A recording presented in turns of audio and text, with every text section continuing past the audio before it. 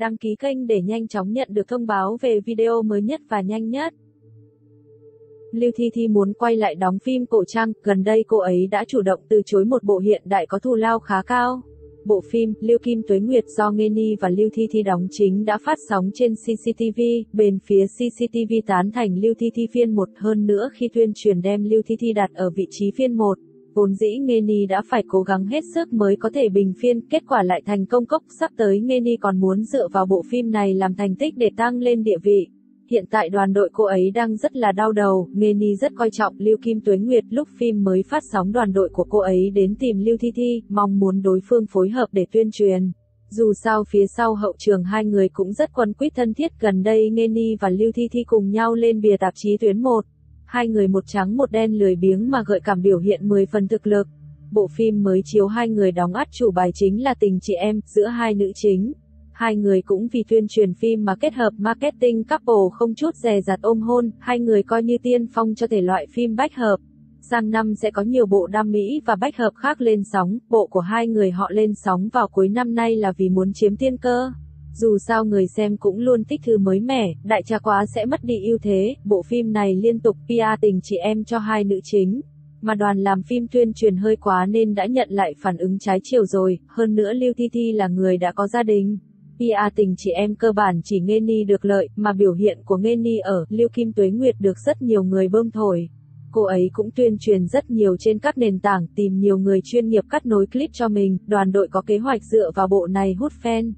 Sau khi nhận được phản ứng không tốt từ cư dân mạng vì PR tình chị em quá đà, cả hai cũng đã dừng các bản thảo couple, hiện giờ họ sợ bị nhắm làm mục tiêu. Sau khi từ bỏ việc marketing vẻ đẹp để thu hút lượt xem, thay vào đó đoàn làm phim mua hot search PR cảm giác couple của Nghê Ni và Trần Đạo Minh. Lúc đầu Trần Đạo Minh đồng ý sao tác nhưng sau khi hot search đi lên phía dưới toàn diss anh ta, hiện tại Trần Đạo Minh rất hối hận. Muốn dừng kế hoạch tuyên truyền tại đây, Lưu Thi Thi sau này sẽ tập trung vào mảng phim phụ nữ trưởng thành, sẽ không tiếp ngôn tình Mary Sue. Gần đây phim tình chị em đang thu hút được người xem, nên hiện giờ Lưu Thi Thi cũng đang tiếp xúc một bộ phim đề tài tình chị em. Tống Tiến và Âu Hào lại cùng nhau tiếp xúc với một bộ phim, là Âu Hào chủ động mang tài nguyên giới thiệu cho Tống Tiến, Âu Hào đối với Tống Tiến khá chủ động. Cô ấy cũng đã nhận một bộ phim mà Âu Hào giới thiệu cho cô ấy.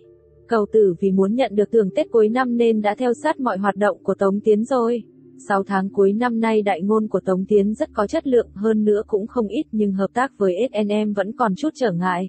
Chủ yếu là có người muốn mượn tin tức trái chiều của cô để đoạt lấy đại ngôn này, đã có ảnh chụp quảng bá nhưng vẫn chưa công bố. Cô ấy vẫn luôn có lòng muốn nhận giải, cho dù giải thưởng bây giờ đầy nước vẫn muốn đi nhận, gần đây cô ấy nhắm được một kịch bản có cơ hội tranh giải.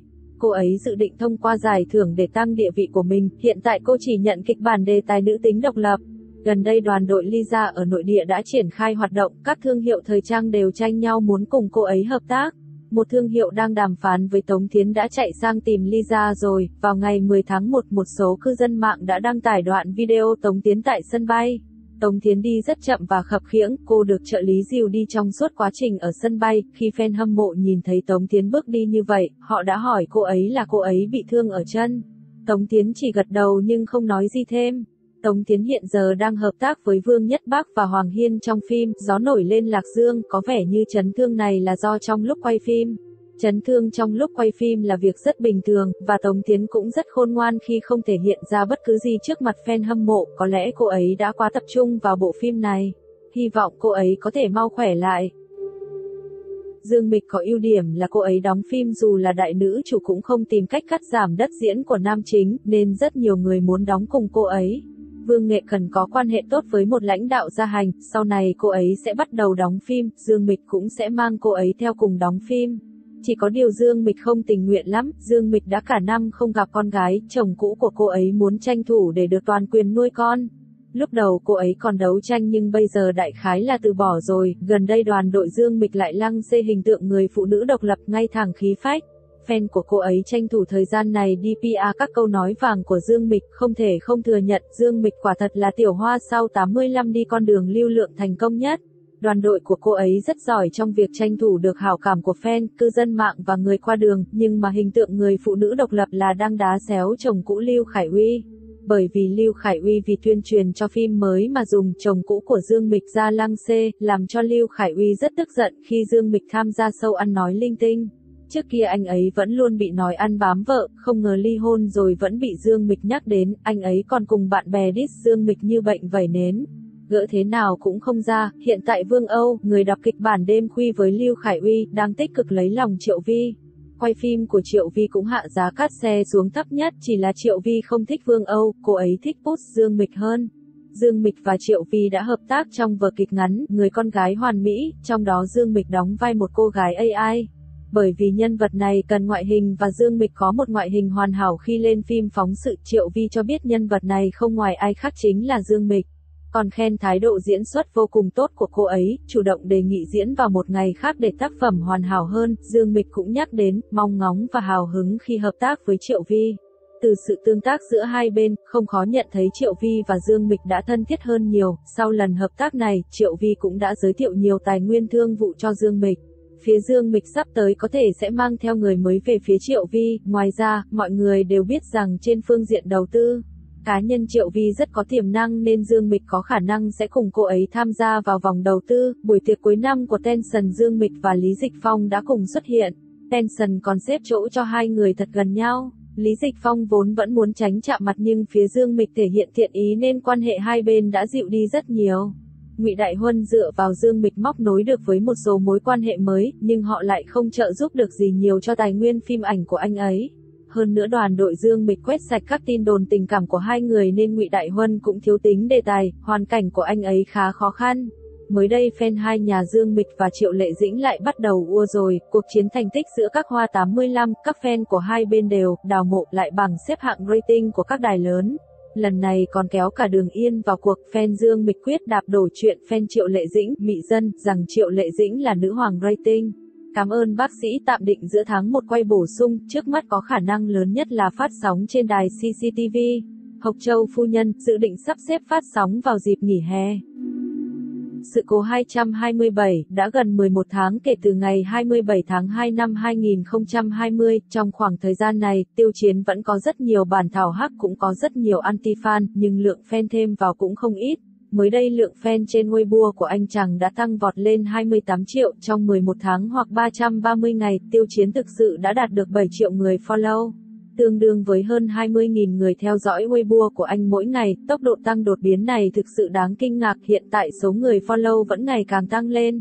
Tốc độ tăng chóng mặt này có thể so sánh với tốc độ chiếc tàu lượn siêu tốc trong 11 tháng qua, ngoài hai ca khúc mới của Tiêu Chiến. Anh chỉ xuất hiện là khách mời trong Người đi ngược chiều đẹp nhất và vai phụ trong Lăng Điện Hạ, cả năm nay không có tác phẩm nào do anh đóng chính được phát sóng.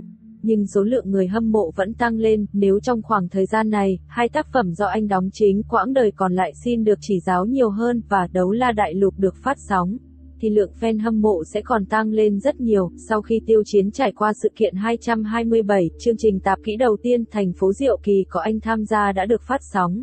Trong chương trình anh sẽ giới thiệu về Trùng Khánh, quê hương mình, chắc chắn sẽ thu hút một lượng lớn người hâm mộ Tiêu Chiến, sinh ra và lớn lên ở Trùng Khánh, sẽ đưa mọi người về quê hương mình, để ngắm cảnh núi non sông nước và thưởng thức món lẩu Trùng Khánh. Sau khi chương trình chính thức công bố sự có mặt của Tiêu Chiến, cư dân mạng đã rất bất ngờ và vỡ ào trong vui sướng. Việc phá kỷ lục của Tiêu Chiến đã không có gì làm lạ, có vài kỷ lục đã phá được 100 triệu, người hâm mộ đã giúp Tiêu Chiến đưa ra bản tóm tắt về các dự án đạt trên 100 triệu của anh chàng. Chỉ trong 2 năm mà kỷ lục mà anh chàng đạt được rất khó ai có thể vượt qua. Phim Chu Tiên đã đạt 100 triệu doanh thu trong ngày đầu tiên. Bài hát Hồng Mai Tán vừa phát hành trên mạng và đạt 100 triệu một ngày. Album Điểm Sáng cũng đứng đầu danh sách tiêu thụ với 41,364 triệu bản, tương đương doanh thu 139 triệu NDT, 486 tỷ đồng. Vượt qua cả thiên vương làng âm nhạc Trung Quốc là Châu Kiệt Luân, và chương trình kinh điển Vịnh Lưu Truyền đã đạt hơn 1 tỷ lượt xem, và bài Trúc Thạch cũng đã phá hơn 100 triệu lượt xem. Fan hâm mộ và người qua đường vẫn luôn yêu thích anh, dù anh có bao nhiêu bản thảo hắc và lượng anti-fan cũng hùng hậu không kém. Hơn 11 tháng chống lại dư luận và anti-fan nhưng Tiêu Chiến vẫn luôn lạc quan, chấp nhận những lời chỉ trích của cộng đồng mạng và cố gắng trong công việc nên đã thu được rất nhiều hảo cảm của người qua đường. Các giải thưởng dù anh ấy có tham gia hay không, nhưng lượt bình chọn vẫn luôn rất cao và các giải thưởng gọi tên của anh vẫn rất nhiều, cho thấy sức hút của Tiêu Chiến vẫn còn rất mạnh và chưa hề bị giảm đi.